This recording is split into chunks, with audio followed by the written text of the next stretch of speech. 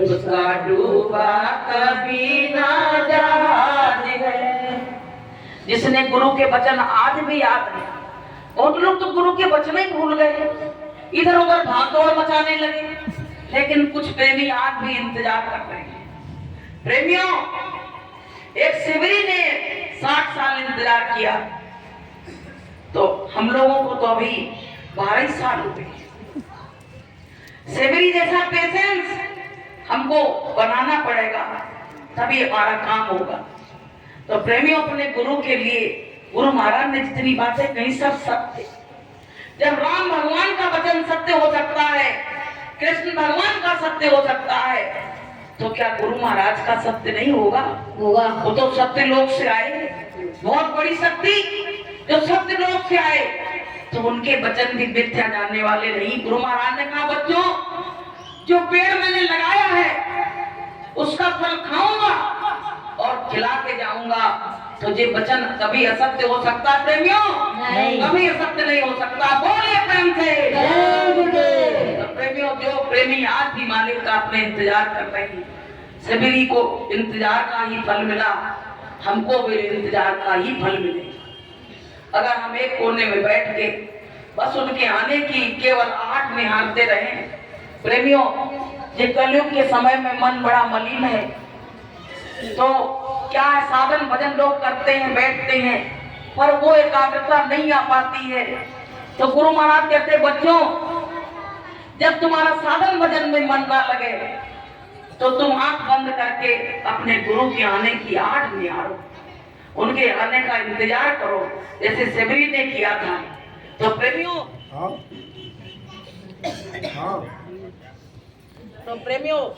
कहने का मतलब ये है, जब एक भक्त अपने गुरु की बात को सुन के और इस तरह से इंतजार कर सकता है, तो हम भी तो, हमारे गुरु महाराज तो स्वयं हमसे कह के गए हैं।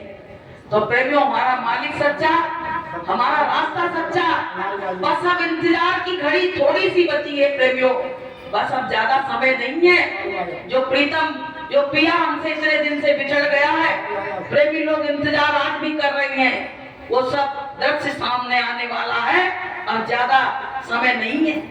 तो प्रेमियों, गुरु महाराज ने जो हमको रास्ता दिया है, ये रास्ता बड़े बड़े ऋषि मुनियों को नहीं मिला। गुरु महाराज कहते, बच्चों, बड़े बड़े ऋषि मुनि तपस्या करके उनके शरीर पे घास जम गई और तमाम मामी बन गई उसी में, लेकिन उनको भगवान नहीं मिला।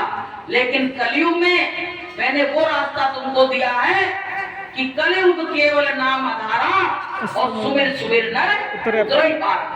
ये नाम का सुमिरन करोगे तो बस नाम का आधार लेके तो तुम भवसागर रूपी नदी से पार हो जाओगे।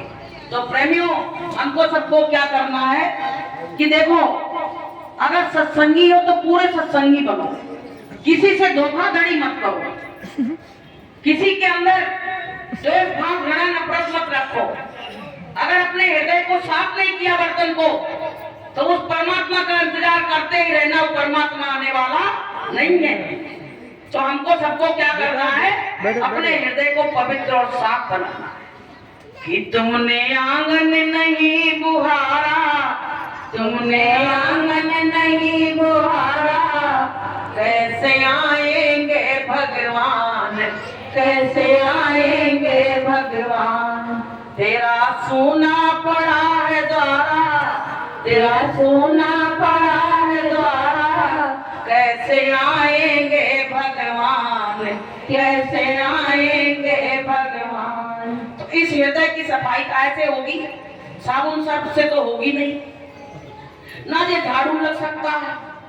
इसमें प्रेम के द्वारा रो रो के उसके लिए, पर ये निर्मल हो जाएगा, साफ हो जाएगा। तो कहा है कि कबीरा मन निर्मल हुआ और जैसे गंगा नीर, और पीछे पीछे हरि फिर कहे कबीर कबीर। जब निर्मल पाक साफ हो जाएगा तो परमात्मा तो खड़ा है, आने के लिए तैयार खड़ा है, लेकिन हम उसको बुलाने के लिए तैयार नहीं। तो प्रेमियों, हमको सबको किसी को धोखा नहीं देना चाहिए। एक बार क्या हुआ, एक साहूकार था, तो वो पैसे देता था, तो ब्याज नहीं लेता था। बच्चे पूछता था इस जन्म में दोगे कि उस जन्म में। ऐसे चोर तमाम ठगिया घूम रहे हैं, कह दो अभी तुम, लाइन लग जाएगी। तो उसमें क्या, कोई कह देता था अगले में देंगे, कोई कहता था इसी में पटा देंगे। एक दिन एक चोर उसमें बैठा था, तो उसने सुन लिया, तो उसने कहा कि बढ़िया है, अगले जन्म की कह, अगला कौन ने देखा है, अब का तो काम चलेगा। अब प्रेमियों जी आया और राजा से कहने लगा, राजा ने कहा कब दोगे, बोले अगले जन्म में देंगे। ठीक है ले जाओ।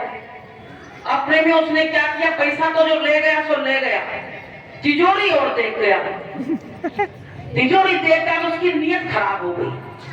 रात में आके भैंसों के तबेले में बैठ गया, ये सब सो जाएंगे तो ताला तोड़ के चोरी कर लेंगे, तिजोरी तो मैंने देख ही ली है।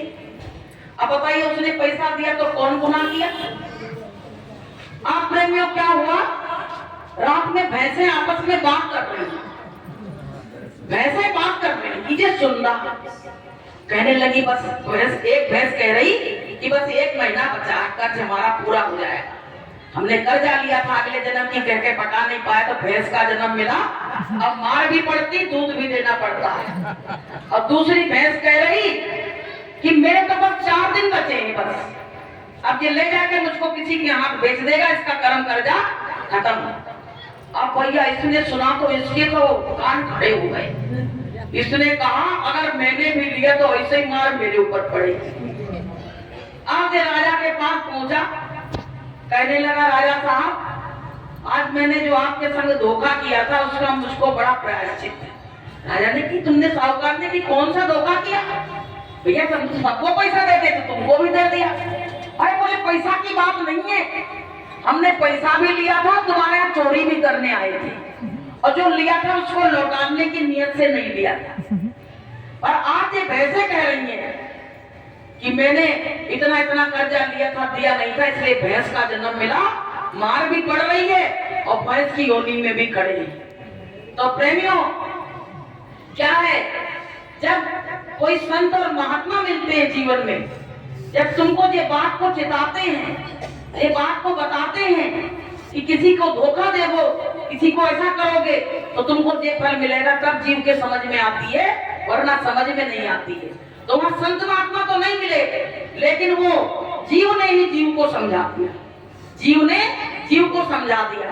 तो प्रेमियों ये कहानियां हमको ये शिक्षा देती हैं कि हम किसी से पैसा लें तो उसका वापस कर दें, किसी से बेईमानी बिल्कुल नहीं करें, नहीं तो पता है सत्यलोक की क्या बात करते हो, फिर पता नहीं कौन सी योनि में जाना पड़ेगा।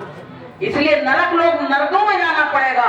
गुरु महाराज कहते हैं कि अगर जरा सी गलती कर दी, जैसे आप ऊपर की सीढ़ी पे खड़े हो और जरा सा आपका पैर फिसला तो कहाँ जाओगे, सीधे नीचे गिरोगे कि नहीं गिरोगे। ऐसे आप परमार्थ की तो तैयारी कर रहे हो, लेकिन अगर जिद आपके मन में लालच आ गया, इसका पैसा खा लो, उसका हड़प लो, बेईमानी कर लो, मन से सेवा उठा लो, तो ऐसे लोगों को सीधे नरक मिलेगा, सीधे नरकगामी बनेंगे। इसलिए प्रेमियों अपनी आदतों को सुधार लो, भजन तो बाद में बनेगा, पहले अपनी आदतों को सुधार लो। कहा है कि आदत बुरी संभाल लो हो गया भजन, आदत बुरी संभाल लो हो गया भजन, मन की तरंग मार लो बस हो गया भजन, मन की तरंग मार लो हो गया भजन, आदत बुरी संभाल लो हो गया भजन। आज तक समझ ही नहीं सकते, लोग की तैयारी कर रहे हैं, अरे यही मानव बन जाओ, पहले मानव कर ले आओ, अपना पराया जी अच्छा, वो बुरा जी भला, वो बुरा यही करते रहते, क्या इसमें। इसलिए आदतों को सुधार लो। अगर सत्संग में आ गए हो, गुरु की पाठशाला में आ गए हो, तो अपनी आदतों पे कंट्रोल करो, क्योंकि ये आप पे नहीं सुधरी तो सत्य लोक की कौन कहे। फिर क्या कहा संतों ने कि फिर जन्म फिरे मरना पड़ेगा, फिर जन्म फिरे मरना पड़ेगा, रे मन मुसा मुसाफिर निकलना पड़ेगा, रे मन मुसाफिर निकलना पड़ेगा, काया कुटी खाली करना पड़ेगा, काया कुटी खाली करना पड़ेगा।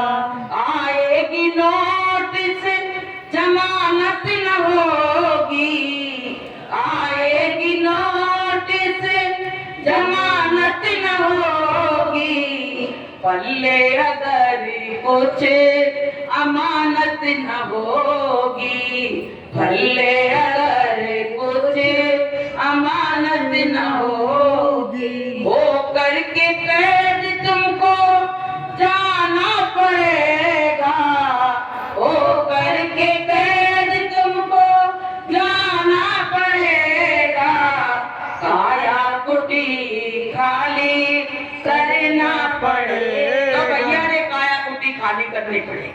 अच्छे कर्म कर लो तो तुम्हारा काम बन जाएगा, नहीं तो सब मेहनत बेकार पानी में चली गई, सब मेहनत सब पानी में चली गई। तो प्रेमियों, माता पिता आज के समय में बहुत परेशान है कि आज के समय में हो रही ऐसी वारदात है और बेटा कहता बाप से तेरी क्या औकात है। बताइए पहले, आज के समय में ये चल रहा है, बेटा बाप से कहता तुम्हारी औकात क्या है, लेकिन बाप की औकात बेटा कभी आंक नहीं सकता है, क्योंकि उसकी खुद की औकात ही नहीं है। इसलिए प्रेमियों, माता पिता जो है वो तुम्हारे घर के खंभा हैं, उसी पे पूरा मकान टिका है। ये ध्यान रखना, ये पिलर खड़े किए जाते हैं कि छत डाली जाएगी इसके ऊपर, ऐसे ही प्रेमियों ये माता पिता तुम्हारे पिलर खड़े हुए हैं। पिता छत है और प्रेमियों माँ जो है वो पिलर की तरह खड़ी हुई है। दोनों का सामंजस्य जरूरी है जीवन में। जिसके जीवन में पिता नहीं वो पिता की याद करके रोता है, जिसके जीवन में माँ नहीं वो माँ की याद करके रोता है। तो प्रेमियों, हमको सबको ये बात, अपने माता पिता का दिल मत दुखाओ। आज के इसमें एक चलन बन गया है कि शादी के 2 महीने बाद सीधे माता पिता रोना शुरू कर देते हैं। अभी हम वहाँ सत्संग में गए थे तो एक ने हमसे बात करी, बोले माँ साहब हम तुम्हें घर बुलाएंगे। मई में शादी हुई थी और घर में वो हंगामा मचा जिसका कोई हिसाब नहीं। ठीक है भैया, हमने कहीं बहू को समझ गई थी, आई समझावे ले तो को मेरे ही मान नहीं पड़न लगे। भाई दूसरे के लिए तुम ले जाओगे तो कहेगी। तो हमने कही ऐसे नहीं, ऐसे रूप में आएंगे, हम तुमसे मिलने के लिए आएंगे। बोले हाँ बस ऐसे ही आना। नहीं भैया अपनी जान तो मजबूत करके जाना पड़ेगा। तो प्रेमियों आजकल वो चल रहा है। तो कहने का मतलब ये है, आजकल बहू बेटा को माता पिता अच्छे नहीं लगते हैं। पुराने जैसे हो जाते हैं ना कि नदी में बाढ़ आती है किनारे टूट जाते हैं और नए से प्यार होता है पुराने छूट जाते हैं। जब नए नए बच्चे हो गए, पत्नी आ गई, तो पुराने लोग उनको बेकार लगने लगे और फिर सोचते थे कब माता पिता मेरे घर से निकल जाए। एक बार ऐसे एक चिड़िया का प्रसंग है, बस हम खत्म करते, इशारा हो चुका, टाइम हो गया। तो प्रेमियों क्या है, हम लोग अधूरे रह जाते हैं, अपनी बात पूरी कह नहीं पाते समय की कमी से। तो प्रेमियों क्या हुआ, एक बार जंगल में आग लगी थी। नहीं जंगल में नहीं, एक बार क्या बहुत जोर से आंधी आई तो चिड़िया का घोंसला बना था। तो बच्चे उसमें जगमग जगमग घोंसला हिलने लगा तो बच्चे डर गए। तो चिड़िया को पकड़ लिया कि माँ अपने पंखों के नीचे हमें बैठा लो, नहीं तो हम गिर जाएंगे। माँ ने क्या किया, पंख फैलाए, अपने बच्चों को उसी में चपेट लिया। जैसे माता पिता कहते हैं, जैसे ठंडों के दिनों में नाती को ऐसे चपेट के रखते कि ठंड नहीं लग जाए। आप प्रेमियों क्या हुआ कि वो जब ज्यादा वो हिलने लगा तो बच्चा डर गया, कहने लगा माँ तू मुझको छोड़ जाए। माँ ने कहा बेटा मैं नहीं छोड़ूंगी। बच्चे छोड़ देते पर माता पिता नहीं छोड़ पाते, ये हमेशा ध्यान रखना। तो उसको विश्वास नहीं हुआ तो चिड़िया ने कहा मैं कैसे विश्वास दिलाऊं तुमको। तो चिड़िया एक पत्थर पे गिरी और उस पे पटक पटक के अपने सारे पंखों को तोड़ दिया। बोले बेटा अब तो समझ गया मैं नहीं उड़ूंगी अकेले, अब तो मेरे पंख भी नहीं। थोड़ा तूफान रुक गया। उसके बाद क्या हुआ, कुछ दिन बाद फिर तूफान आया। तब तक उसके बच्चे के पंख आ गए थे। तो चिड़िया ने उससे कहा कि बेटा मेरे तो पंख है नहीं, मैं तो उड़ नहीं पाऊंगी, लेकिन तेरे तो पंख आ गए, तू उड़ जा, तू भी मर जाएगा।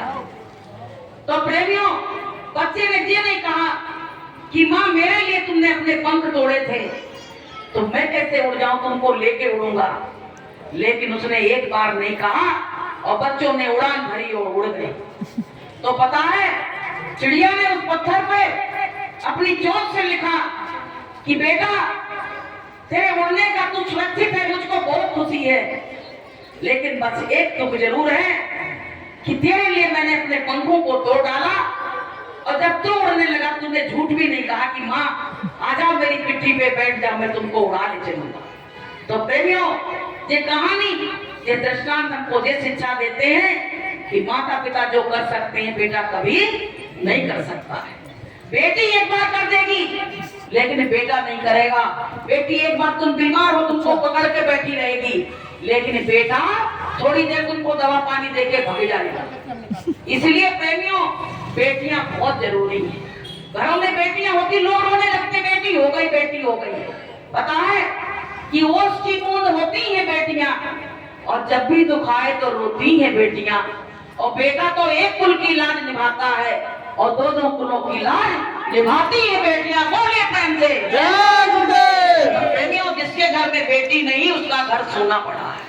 बेटे चाहे 10 हो तुमको एक गिलास पानी नहीं पूछेंगे, लेकिन बेटी अगर अकेली है तो तुमको पानी जरूर पूछेगी। ऐसे एक दृष्टांत है कि एक लड़के लड़की ने प्रेम विवाह कर लिया, तो क्या शर्त लगाई कि तू ना अपने माता पिता से मिलेगा ना मैं अपने से मिलूंगी। बोले ठीक है। कुछ समय हुआ, बाल बच्चे हुए, तो पिता को पता पड़ा नाती हुआ है, तो कुछ सामान लेके दरवाजे पे आया। अपने में ये लोग तो बच्चा लिए गोद में बैठी, उसने दरवाजा खटखटाया, रात का टाइम।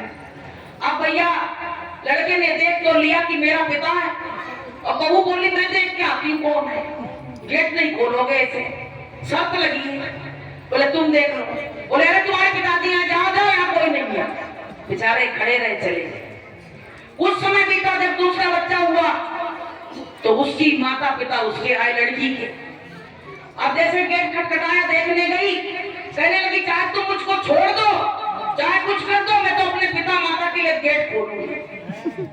अब जो लड़का था उसको बड़ा दुख हुआ। बोला इसके पीछे मैंने अपने पिता को ठुकरा दिया, और ये कह रही मुझको चाहे तुम छोड़ देना पर मैं गेट जरूर खोलूंगी। फिर प्रेमियों कुछ दिन बाद उसकी एक लड़की हुई, तो उसने इतना बड़ा जश्न मनाया, तो उसकी पत्नी लड़ने लगी, कहने लगी 2 लड़के हुए तुमने कुछ नहीं किया और लड़की के होने में जश्न मना रहे हो। बोले जश्न इसलिए मना रहा हूँ कि यही बेटी मेरे लिए गेट खोलेगी, इसीलिए मैं मना रहा हूँ, क्योंकि तू बेटी थी अपने पिता के लिए गेट खोल दिया, ऐसे मेरी बेटी होगी तो मुझ पिता के लिए भी गेट खोलेगी, इसीलिए मैंने ये जश्न मनाया। तो प्रेमियों, बेटियां बुरी नहीं होती हैं। जब दुख दर्द होता है तो फोन से पूछ लेती है।